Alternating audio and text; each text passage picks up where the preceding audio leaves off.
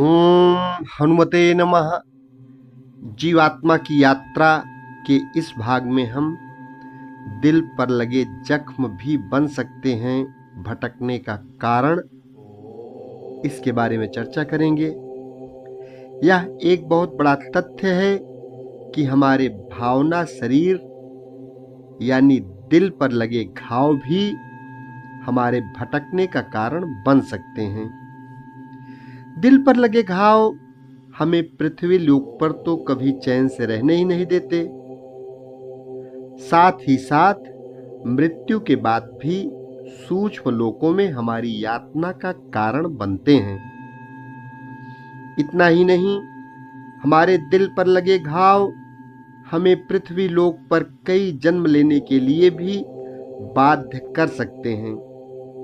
हमें लोगों के व्यवहार से घाव न लगे, इसीलिए यह समझना जरूरी है कि हमें घाव क्यों और कैसे लगते हैं। हमने पृथ्वी लोक में जन्म ही लिया है तरह तरह के अनुभव करने के लिए, जिसमें से कुछ सुखदायी होते हैं और कुछ दुख देने वाले होते हैं। कोई भी ऐसा व्यक्ति नहीं है जो कह सके उसके दिल पर कोई घाव नहीं लगा, उसका कभी किसी ने दिल नहीं तोड़ा। जाने अनजाने हम सभी ने किसी न किसी का दिल तोड़ा है और दुख पहुंचाया है। यही हम सबके जीवन की कहानी का सार है, कुछ खुशियां कुछ गम। ऐसा इसलिए होता है कि हमारे पृथ्वी लोक के अनुसार पृथ्वी लोक के अनुभव विशेष रूप से भावनाओं पर ही आधारित हैं। यह भावनाओं के अनुभव का लोक है। इस दुनिया में हमारा भावना शरीर बहुत ही ज्यादा सक्रिय है। यह हमारे जीवन की यात्रा के अनुभव में बहुत बड़ी भूमिका निभाता है। भौतिक शरीर हमारा स्थूल ठोस शरीर है जो हमें दिखाई देता है। इसके अलावा हमारे सारे शरीर सूक्ष्म शरीर हैं। सूक्ष्म शरीरों में सबसे ऊपर का पहला शरीर भावना शरीर है। जब हम पृथ्वी लोक पर अपनी यात्रा खत्म कर लेते हैं, तब हमारा भावना सूक्ष्म शरीर ही दिखाई देता है, अर्थात हमारी पहचान भावना शरीर से ही होती है। पृथ्वी लोक पर ऐसा दिखाई देता है जैसे कि हम सब स्थूल शरीर से ही करते हैं, परंतु वास्तव में ऐसा नहीं है। हम जो कुछ भी करते हैं अपने सूक्ष्म शरीरों के प्रभाव से ही करते हैं। भौतिक शरीर खत्म होने पर भी हमारे विचार, भावनाएं, संस्कार और कर्मों का लेखा जोखा खत्म नहीं होता। यह सब हमारे सूक्ष्म शरीरों में ज्यों का त्यों तरंगों के रूप में जमा रहता है। यह विधि का विधान ही है कि पृथ्वी लोक पर हम सबसे ज्यादा प्रभावित अपनी भावनाओं से ही होते हैं। हम ज्यादातर भावनाओं में बहकर ही अपने निर्णय लेते हैं। जब भावनाएं उठती हैं, हमारी बुद्धि चल ही नहीं पाती और हम भावनाओं की भूल भुलैया में भटक जाते हैं। भावनाओं का सीधा संबंध हमारे दिल से है। यही कारण है कि जब हमारी भावनाओं को चोट पहुंचती है, तभी हमारे दिल को चोट पहुंचती है। यहाँ हम इसी घाव लगने की प्रक्रिया को विस्तार पूर्वक समझने की कोशिश करेंगे ताकि अपनी रक्षा कर सकें। हम अपनी भावनाओं के कारण अक्सर लोगों से जुड़कर अपना अस्तित्व ही खो बैठते हैं। हम भावनाओं के प्रभाव में दूसरे के इतना करीब आ जाते हैं कि हमारे और उनके बीच अपनी व्यक्तिगत निजी सीमाएं बिल्कुल ही खत्म हो जाती हैं।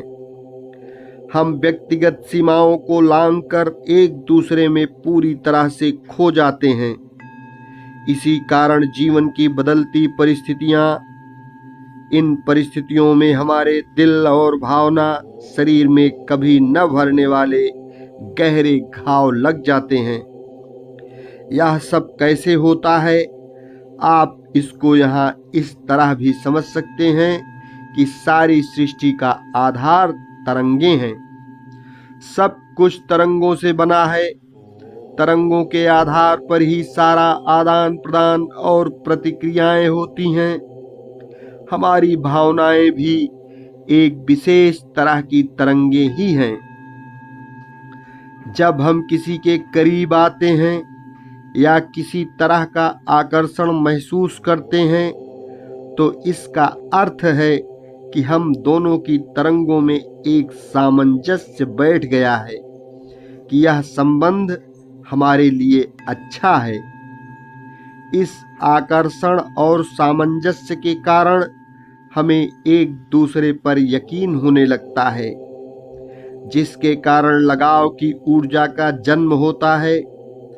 इस यकीन और लगाव की वजह से हम दोनों के बीच तरंगों का आदान प्रदान बिना किसी रोक टोक के होने लगता है। इस प्रक्रिया से हमारे अंदर जो भावनाएं उठती हैं, हम उन्हें दोस्ती और प्यार का नाम दे देते हैं। इसी लगाव, खिंचाव और विश्वास के कारण दूसरे व्यक्ति की जो तरंगें हमारी तरफ बह रही हैं, हमारा मन भी उनके बहाव में कोई रोक टोक नहीं लगाता है। हमारा मन स्वच्छंद और स्वतंत्र रूप से, अर्थात बिना किसी नियंत्रण के, दूसरे की भावनाओं और विचारों को अपने में समाने लगता है। हम अपने आभा शरीर से ऐसी तरंगें बाहर फेंकने लगते हैं जिससे दूसरे व्यक्ति को भी यह संदेश मिल जाता है कि हम उसे अपने जीवन के रंगमंच पर आमंत्रित कर रहे हैं अथवा अपनी दुनिया में उसका अभिनंदन कर रहे हैं।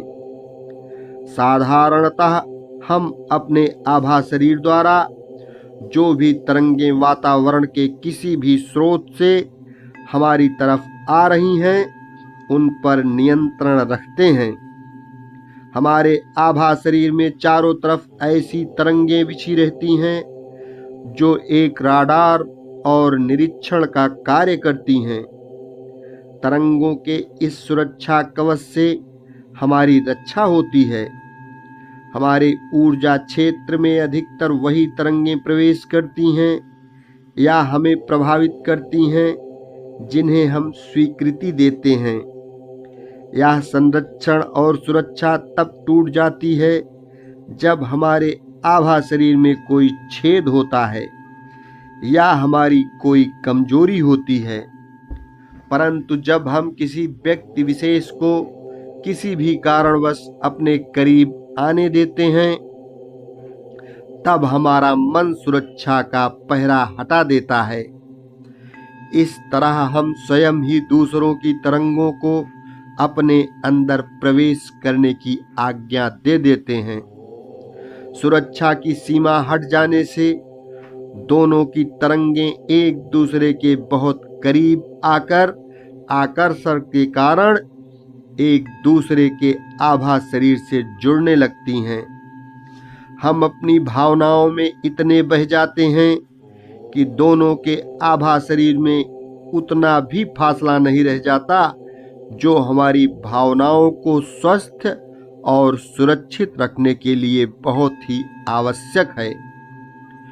दो आभा शरीरों के आपस में इस तरह से जुड़ जाने की प्रक्रिया बहुत ही हानिकारक हो सकती है। इसीलिए अपने हर रिश्ते में एक स्वस्थ दूरी जरूर रखें ताकि आप दोनों की आभा शरीर की ऊर्जा स्वतंत्रता पूर्वक अपने प्रकाश कणों और तरंगों को गतिशील रख सके। आभा शरीर के आपस में इस तरह से जुड़ जाने के कारण एक गहरा सम्मोहन उत्पन्न हो जाता है, जिसके कारण जिस भावना को हम प्यार समझते हैं वह मोह में बदल जाती है।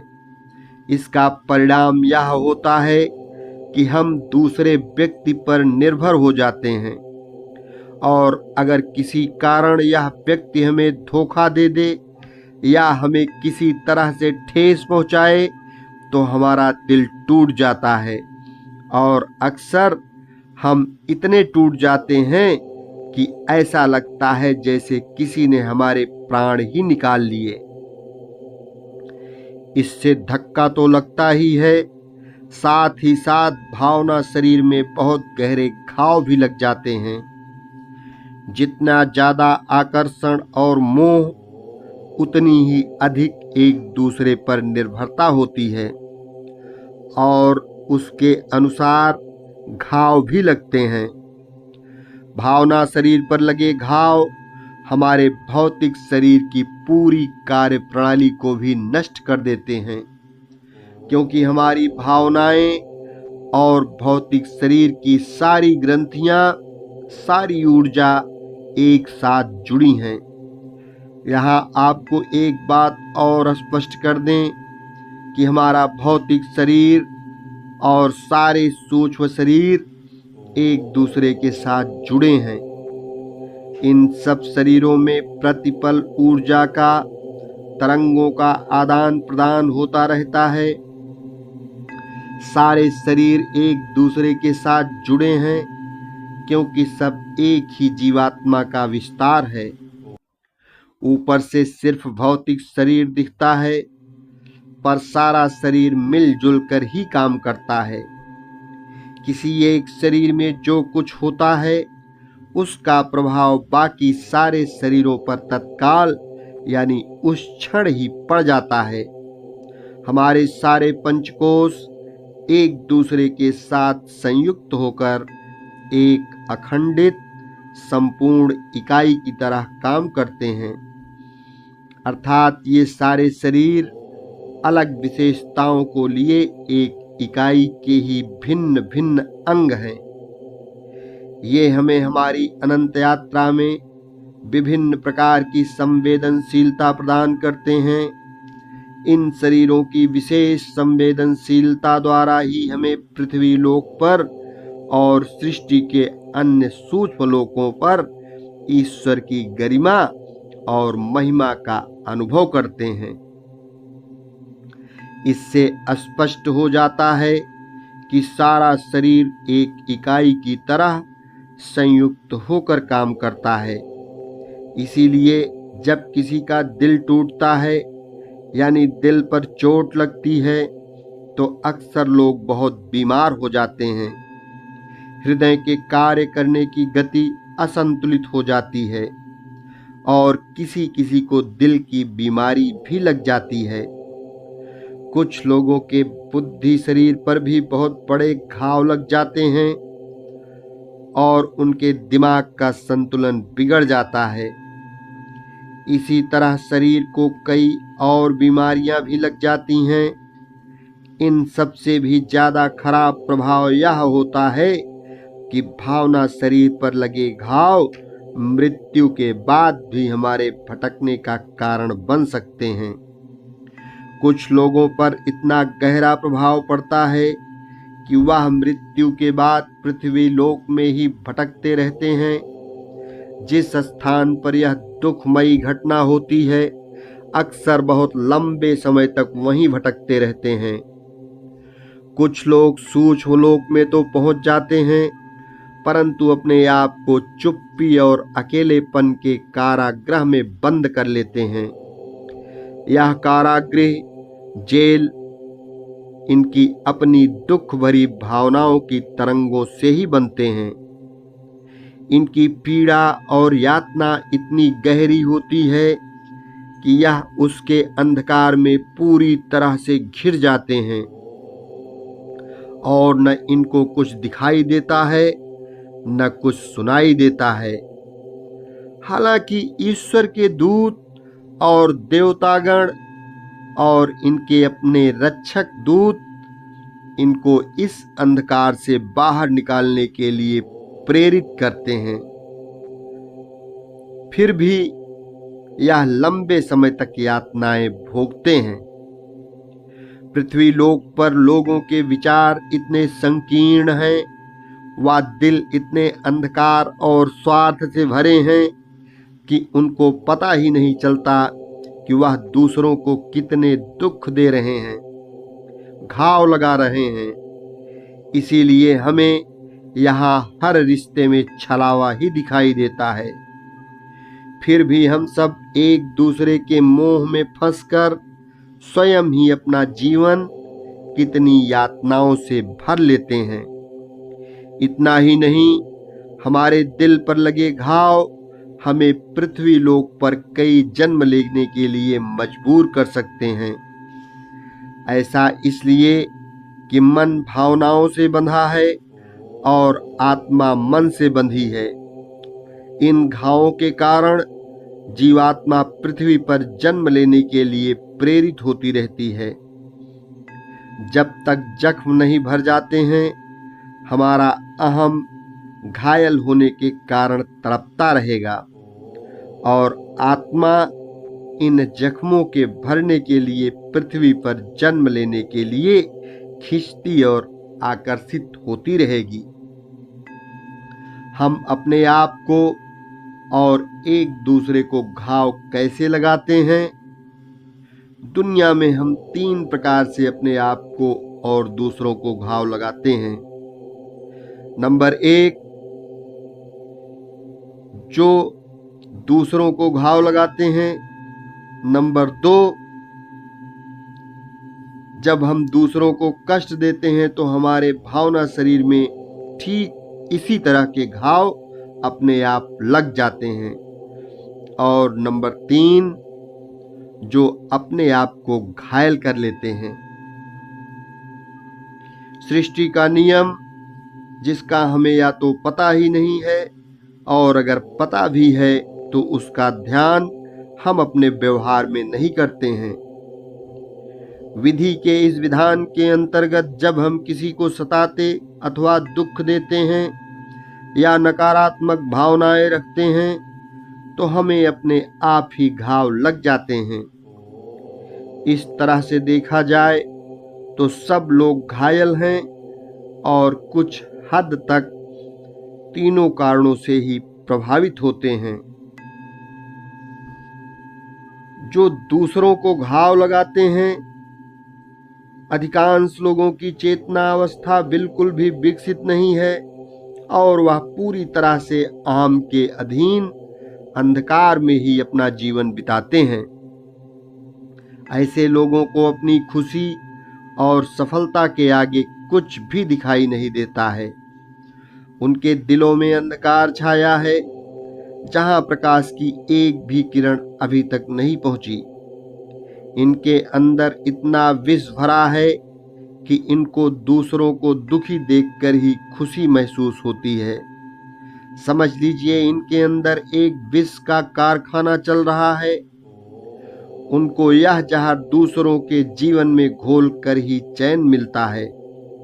इसीलिए आप इनके साथ जितना भी अच्छा करें, यह दुख ही देंगे। यही इनका स्वभाव है। दूसरों को दुख पहुंचाएं बगैर इनको अपना जीवन सार्थक नहीं लगता।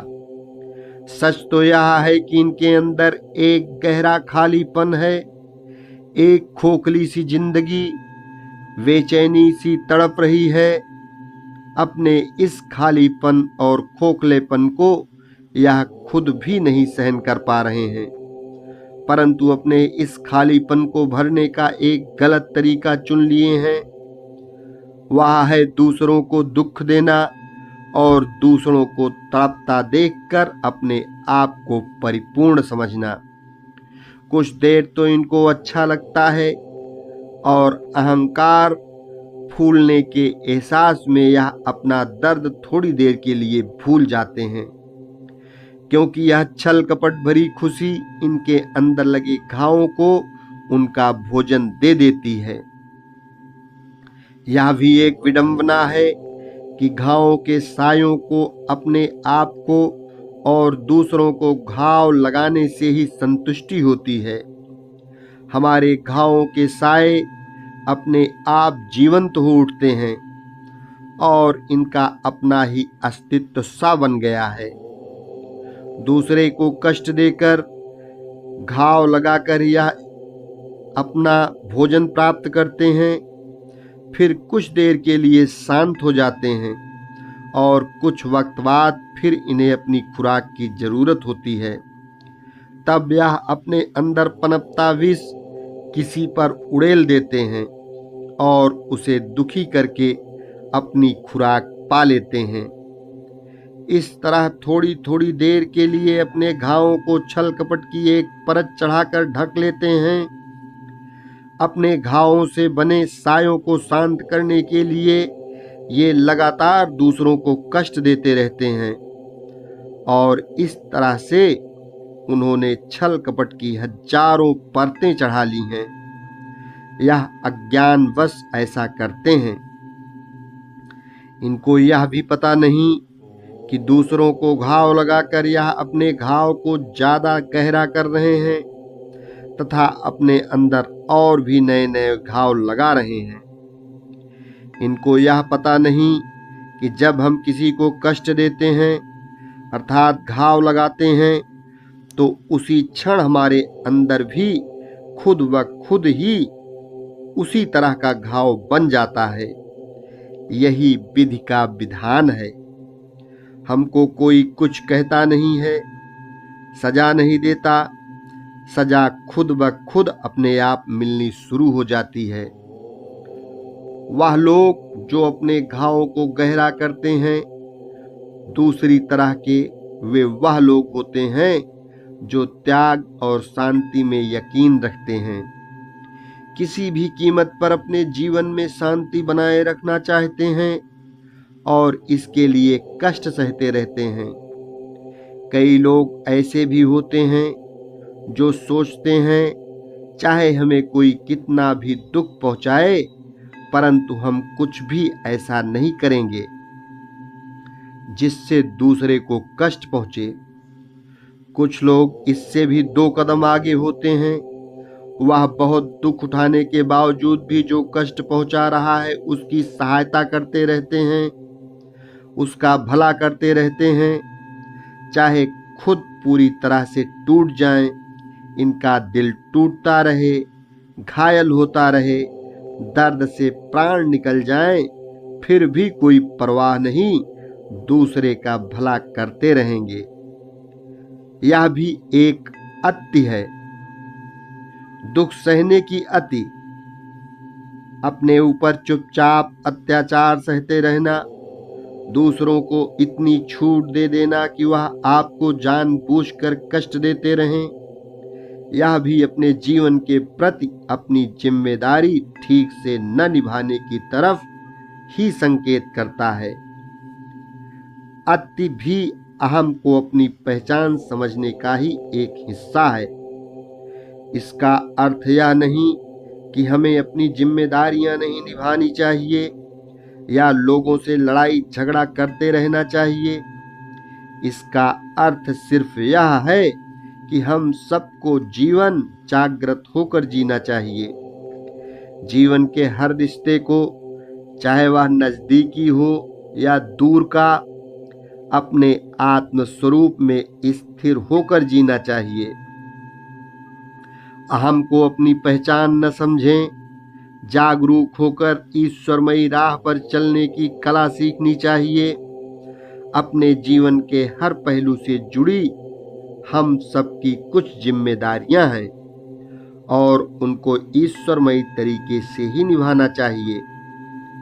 एक संतुलित रूप से अति से हमेशा दूर रहें। यह भी ध्यान रखें कि आपकी अपने परिवार के प्रति कुछ जिम्मेदारी है। जो आपसे जुड़े हैं उनकी अपने प्रति और आपके प्रति भी कुछ जिम्मेदारियां हैं। ईश्वर ने हमें यह जन्म व शरीर दिया है और साथ ही हमें एक बहुत ही महत्वपूर्ण उद्देश्य से इस दुनिया में भेजा है। हमें अपनी इस ईश्वरीय जिम्मेदारियों को पूरी निष्ठा से निभाना है। हमारा शरीर पंचकोश भी ईश्वर की धरोहर है, हमें इसको भी ईश्वर को लौटाना है। कबीरदास जी की बात याद कीजिए। कबीरदास ने ऐसी ओढ़ी ज्यों की त्यों रख दीनी चदरिया, राम रस झीनी राम रस बीनी चदरिया। हमें भी अपनी चदरिया शरीर इस ईश्वर रस में मिलाकर बिना घाव लगाए बिल्कुल निर्मल और पवित्र लौटानी होगी। हमें अपने में वह ईश्वरीय गुण निखारने हैं कि हम दूसरों को घाव लगाएं, न अपने ऊपर घाव लें।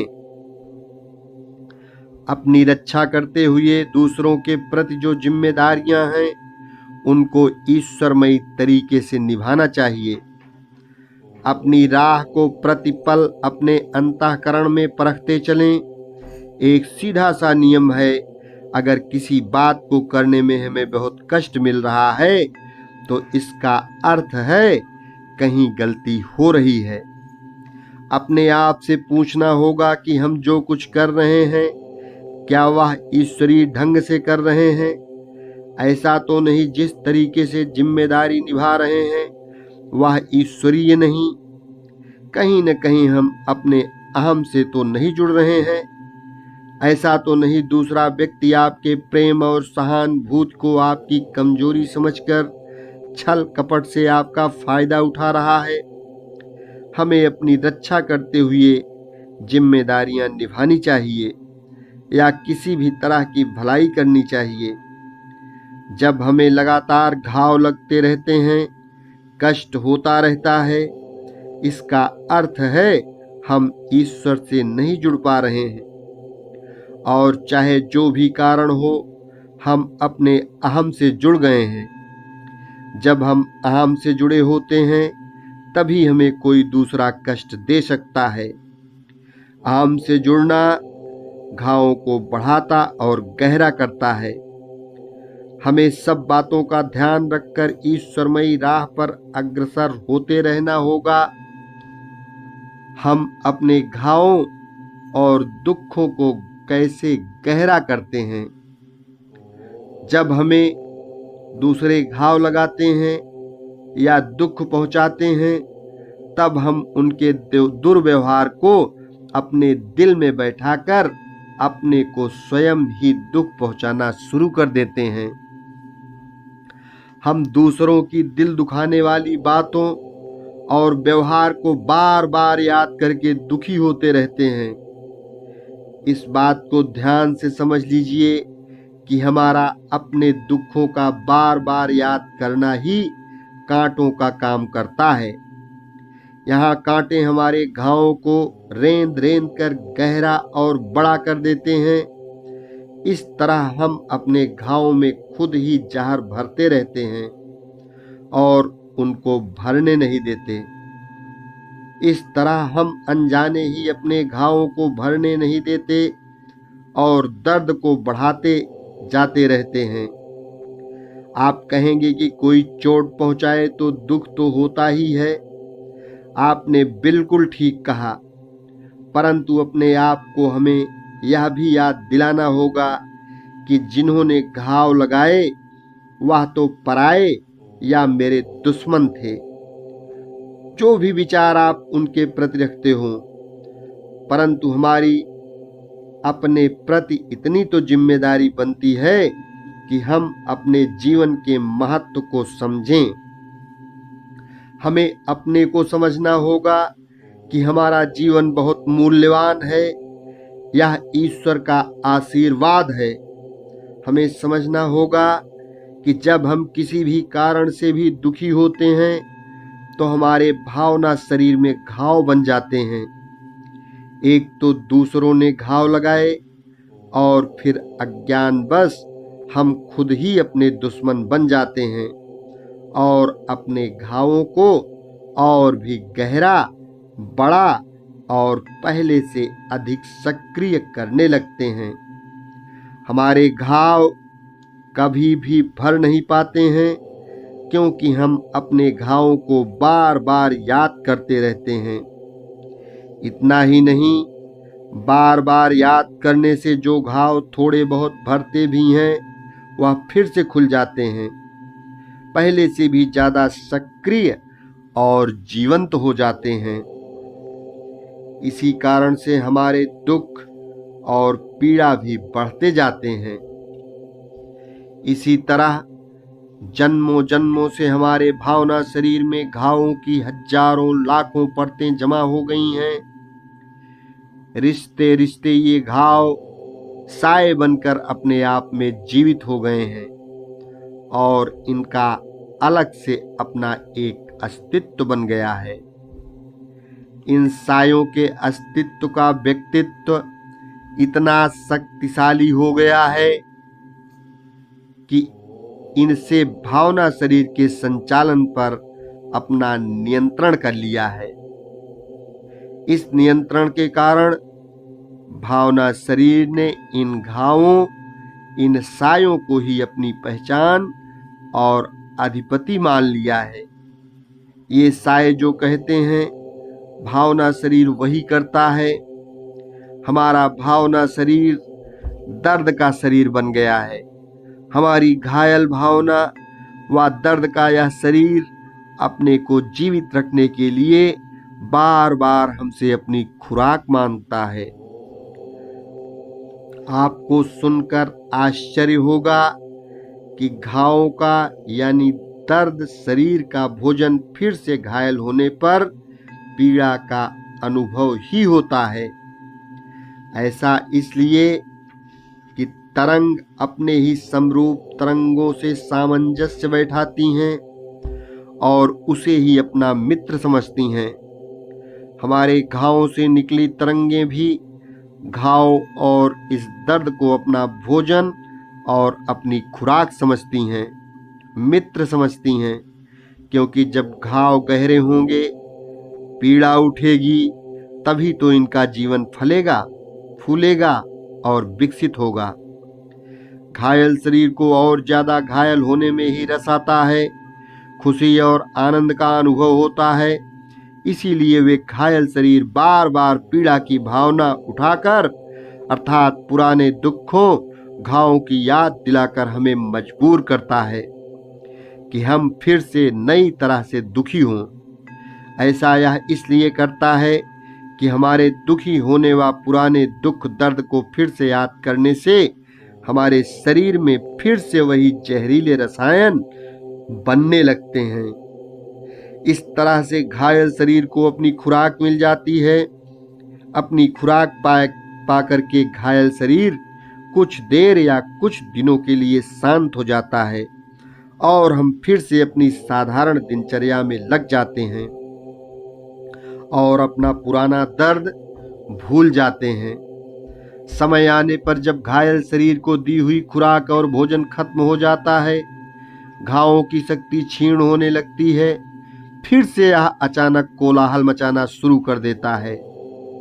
इस कोलाहल से हमें अपनी पुरानी बातें, दुख, पीड़ा अचानक याद आने लगते हैं तथा अक्सर हम बिना कारण ही विचलित हो जाते हैं और बिना बात के या छोटी सी छोटी बात को लेकर हमारी किसी से लड़ाई हो जाती है।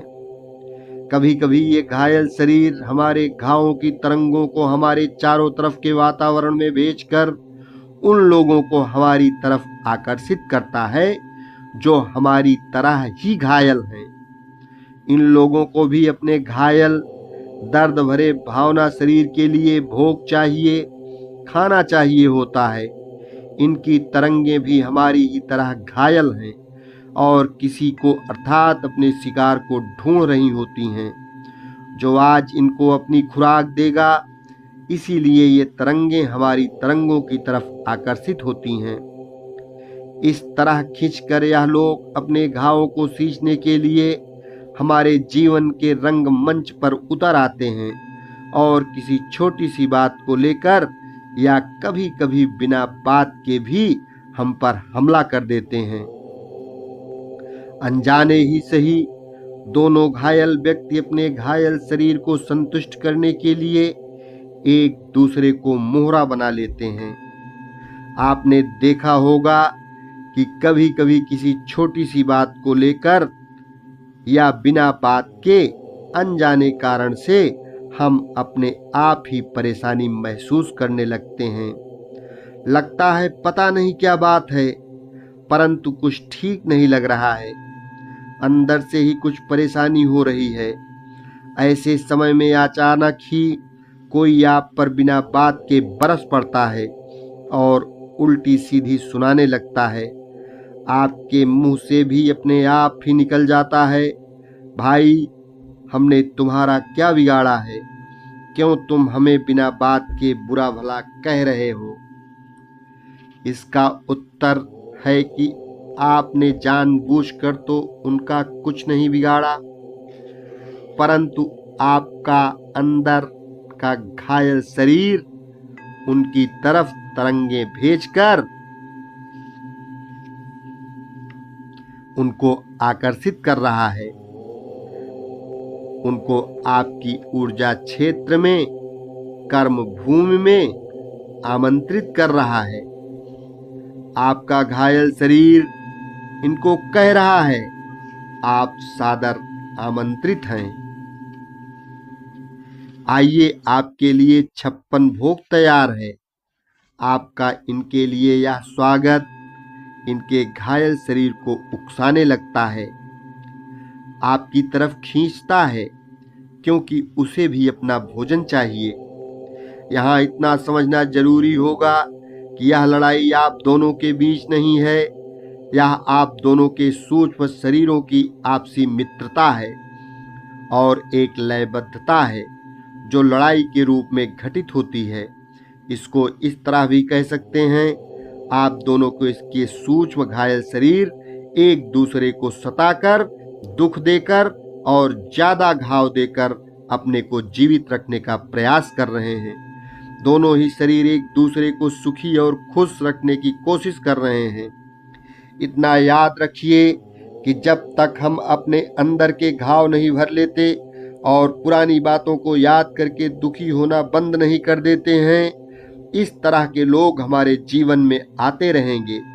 इस तरह हमारे घावों से आकर्षित जो भी व्यक्ति हमारे कर्म व ऊर्जा क्षेत्र में प्रवेश करेगा, वह हमारे पुराने घावों को गहरा और ज्यादा जीवंत करने के साथ कई और नए घाव भी लगा जाएगा और इस तरह यह सिलसिला सदा चलता रहेगा। इससे एक बात और भी स्पष्ट हो जाती है कि आप चाहे जितना बदल चुके हों, यानी अच्छा व्यवहार करते हों, किसी को कष्ट नहीं पहुंचाते, चाहे आपको कोई कितना भी दुख दे, फिर भी जब तक आप पुराने गमों को याद करके दुखी होना नहीं छोड़ेंगे, तब तक आप इस तरह के लोगों को अपने जीवन में आकर्षित करते ही रहेंगे और कभी भी सुखी नहीं रह पाएंगे। हमारे जख्म हमारे जीवन में कभी भी पूरी तरह से सुखी और शांत नहीं रहने देंगे। चाहे हमारे जीवन में हजारों सुख हों, हमें जीवन में अक्सर अजीब सी बेचैनी सताती रहेगी तथा मन में कोई कांटा चुभता रहेगा। आपको लगेगा ईश्वर की दया से हमारे पास सब कुछ है, फिर भी जीवन में कोई गहरी कमी सी लगती रहती है। अक्सर लोगों के मन में तरह तरह के डर बैठ जाते हैं। कई लोग शक के शिकार हो जाते हैं, हर व्यक्ति और हर रिश्ते पर शक करते हैं, अकारण ही अपने आसपास के लोगों को सताते हैं और लड़ते और नीचा दिखाते हैं। भावना शरीर में लगे घाव भिन्न भिन्न तरीकों से हमारे जीवन की घटनाओं व व्यवहार में प्रकट होते रहते हैं। इन सब से छुटकारा पाने का, यानी कि पुराने घाव भर जाएं और नए न लगें, इसका सिर्फ एक ही रास्ता है, वह है ईश्वर से जुड़ना। ईश्वरमयी राह पर चलना शुरू कर दें, अपने आत्म स्वरूप में स्थिर होकर तथा आत्मा को सामने रखकर जीवन जिएं। याद रखें, घाव हमारे अहम को लगते हैं, आत्म स्वरूप को नहीं। अपने ऊपर व अंदर कोई दुख न लें, अपने आप से प्रण कर लें और अपने को प्यार का एक तोहफा दें। वह यह है कि आप अब कभी किसी भी बात से अपने को दुखी नहीं करेंगे। इसका कारण चाहे जो भी हो, गलती किसी की भी हो, जैसे ही कोई बात दुखी करे, ओम हनुमंते नमः या जो भी आपके इष्ट देव का मंत्र हो जपना शुरू कर दें, या ईश्वर को जिस नाम से संबोधित करते हैं वह नाम लें। अपने को याद दिलाएं कि मैं किसी पहलू में अपने मैं और मेरा रूप से जुड़ रहा हूं, इसीलिए मुझे कष्ट हो रहा है। ईश्वरमयी राह पर चलने से ईश्वर आपके पुराने घावों को भर देंगे और भावना शरीर को भी स्वस्थ और ईश्वरमयी कर देंगे। अहम की पकड़ भी आप पर धीरे धीरे कम हो जाएगी, आपका मन निर्मल हो जाएगा, जीवन सुख और शांति से भर जाएगा। यहाँ यह भी जान लेना जरूरी है कि आप जीवन में ऐसे लोगों की संगत करें जो आपको ईश्वरमयी राह पर चलने में सहयोग दे। जो लोग आपको घाव लगा सकते हैं, आपको अपने अहम से और ज्यादा घनिष्ठ रूप से जोड़ सकते हैं, उनसे दूर रहें ताकि आपके जीवन में अब और घाव न लगें। नंबर 1, नकारात्मक और दूषित प्रवृत्ति के लोगों के साथ उठना बैठना छोड़ दें तथा उनसे किसी तरह का संबंध न रखें। नंबर 2, जो लोग ऊपर से तो आपके दोस्त बनते हैं, उनका व्यवहार भी ऊपर से आपके प्रति ठीक ही लगता है, लेकिन तामसिक प्रवृत्ति के हैं, आप उनसे दूर ही रहें। उनकी तरंगें भी आपके आभा शरीर को घायल कर सकती हैं। इसका मतलब यह नहीं कि आप उनकी आलोचना करें, उन्हें भला बुरा कहें, निंदा करें। आप सबके कल्याण की प्रार्थना करें, ईश्वर उनका भी कल्याण करें, उन पर भी कृपा करें। बस आप अपनी राह अलग कर लीजिए, क्योंकि नकारात्मक तरंगें ईश्वर की राह पर चलने में बाधक हो सकती हैं। नंबर 3, तामसिक दोषिक प्रवृत्ति और मनोवृत्ति वाले लोगों का जिनका आपको पता भी है और उनके साथ मित्रता भी नहीं है, पर फिर भी समय बिताने या किसी अन्य कारण से उनकी संगत में रहते हैं, या फिर आप ऐसे लोगों को पसंद नहीं करते हैं, उनसे कोई लेना देना नहीं, फिर भी उनकी बुराई करते रहते हैं, उनका जिक्र और निंदा अपने परिवार और दोस्तों के साथ बैठकर करते रहते हैं, यह सब फौरन बंद कर दें। इतना समझ लेना आवश्यक है कि आप जब किसी की निंदा या बुराई करते हैं, उसी क्षण आप अपनी तरंगों द्वारा उनकी तरंगों से जुड़ जाते हैं। साथ ही साथ वातावरण में फैली सारी नकारात्मक दूषित तरंगों से भी जुड़ जाते हैं। आप अपनी तरंगों द्वारा जिसकी निंदा कर रहे हैं, उसके आभा शरीर से भी जुड़ जाते हैं।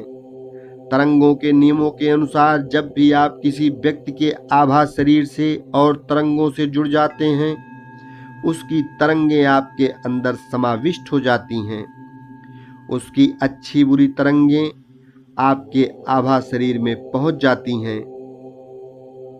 यह दूषित तरंगें आपके आभा शरीर पर बोझ डालती हैं और आपको हानिकारक प्रभाव पहुंचा सकती हैं तथा आपको अपनी ईश्वरमयी राह से भटका सकती हैं। आपके विचारों और भावनाओं को दूषित कर सकती हैं। इसके अलावा सबसे महत्वपूर्ण बात यह है कि अपने घाव भरने के लिए ईश्वर की शरण में आना जरूरी है। इसके लिए आपको एक विशेष प्रार्थना बता रहे हैं, जो हनुमान जी ने स्वयं बताई है। इससे आपके घाव भी भरेंगे और साथ ही साथ जिन्होंने आपको घाव लगाए हैं, उनका भी कल्याण होगा। उनके शरीर पर लगे घावों को भी ईश्वर भर देंगे। इस तरह आप दोनों एक दूसरे के कर्म बंधनों से भी मुक्त हो जाएंगे। फिर यह लोग या दूसरे घाव लगाने वाले लोग आपके जीवन मंच पर नहीं उतर पाएंगे। यह प्रार्थना आप कई और परिस्थितियों में भी कर सकते हैं। हमारे जीवन में बहुत सारी समस्याएं सिर्फ इसलिए आ जाती हैं क्योंकि हमारे भावना शरीर में घाव बहुत सक्रिय हो जाते हैं। इनसे निकली हुई तरंगें हमारे जीवन में ऐसे लोगों को खींच कर ले आती हैं जो हमारे लिए कई तरह की समस्याएं खड़ी कर देते हैं। इसीलिए अगर आपके जीवन में कोई समस्या आ गई है और आपको उसको किसी भी तरह से सुलझाना है और सुलझा नहीं पा रहे हैं, या एक ही तरह की समस्या बार बार जीवन के किसी न किसी पहलू में प्रकट हो जाती है, ऐसे समय में आप यह क्षमा प्रार्थना, कल्याण की प्रार्थना कर सकते हैं। इस प्रार्थना से हर तरह की समस्या को सुलझाने में सहायता मिलती है। इस प्रार्थना से ईश्वर की कृपा जरूर प्राप्त होती है। यदि आपका कोई काम बहुत समय से रुका है अथवा कोई न कोई नई बाधा आती रहती है और काम हो ही नहीं पाता, तो क्षमा और कल्याण प्रार्थना करने से आपके काम पूरे हो जाएंगे। ध्यान से सुनिए, आप काम पूरी करने की प्रार्थना नहीं कर रहे हैं, आप जिन्होंने घाव लगाए हैं उनके लिए क्षमा और कल्याण प्रार्थना करेंगे। काम तो ईश्वर आपकी कल्याण भावना से प्रसन्न होकर कर ही देंगे। आपको मांगने की आवश्यकता नहीं है। ईश्वर जानते हैं कि आपको अपने जीवन के लिए किस क्षेत्र में उनकी विशेष कृपा की जरूरत है। अगर आपको किसी कारण से बेचैनी लग रही है, रह रह कर जी घबराता है, सब सुख होने पर भी एक कमी या खालीपन सा महसूस होता है, तब भी इस प्रार्थना से मन को शांति मिलेगी। आप प्रसन्न चित्त हो जाएं, घबराहट और बेचैनी खत्म हो जाएगी। यदि घर में अक्सर किसी न किसी से लड़ाई झगड़ा होता रहता है, बाहर के जीवन, दफ्तर या व्यापार में भी कुछ न कुछ अशांति रहती है, तो भी यह प्रार्थना रामबाण है। यदि लोग आपको बुरा भला कहते रहते हैं या लोग आपके साथ दिल दुखाने वाले व्यवहार करते हैं, तो भी यह प्रार्थना करें। लोगों का व्यवहार आपके प्रति मैत्रीपूर्ण हो जाएगा। फिर ईश्वर की कृपा से ऐसे लोगों का ध्यान आपकी तरफ से हट जाएगा। अपने दिल के घावों को भरने के लिए क्षमा, कल्याण की प्रार्थना और प्रसाद का वितरण, एकांत में बैठकर आंखें बंद करके, हाथ जोड़कर, मन को एकाग्र करके 1-2 मिनट तक ओम हनुमते नमः मंत्र का जाप करें और उसके बाद ईश्वर से प्रार्थना करें कि हे प्रभु, जिन कारणों के वशीभूत होकर मैंने अपने जीवन में ऐसी घटनाओं को आकर्षित किया है जिनसे मेरे दिल पर घाव लगे हैं, मेरा आभा शरीर और भावना शरीर घायल हुआ है और मैं भटक रहा हूँ, उन गलतियों के लिए मैं आपसे हाथ जोड़कर हृदय से प्रार्थना करता हूँ। मैंने जाने अनजाने में किसी भी व्यक्ति को जो भी घाव लगाए हैं या कष्ट दिया है, मैं उनसे भी सच्चे मन से क्षमा मांगता हूँ। जिन लोगों ने मुझे कभी भी जाने अनजाने कष्ट पहुंचाया है, मेरे मन, आभा शरीर और भावना शरीर में घाव लगाए हैं, मैं आपसे प्रार्थना करता हूँ कि आप उन्हें क्षमा कर दें। मैं आपसे उनके कल्याण की भी प्रार्थना करता हूँ।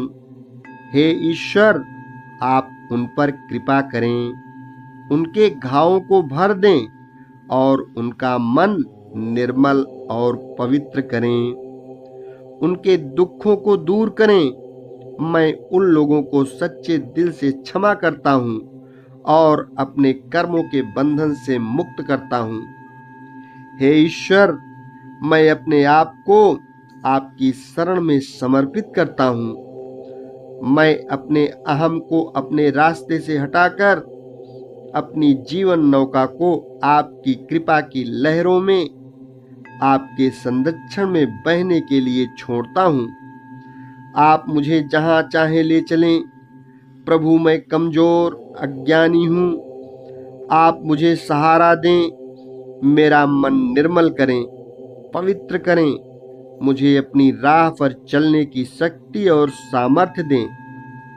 प्रभु, आपने मुझ पर हमेशा बहुत कृपा की है, उसके लिए मैं आपका बहुत आभारी हूँ। हे प्रभु, जिस किसी ने भी मुझे जाने अनजाने जो कष्ट दिए हैं, दिल पर घाव लगाए हैं, मैं यह प्रसाद उनकी भलाई कल्याण के लिए आपके चरणों में अर्पित करता हूँ। प्रभु, जो भी प्रसाद ग्रहण करे, मैं उनके कल्याण की भी आपसे प्रार्थना करता हूँ।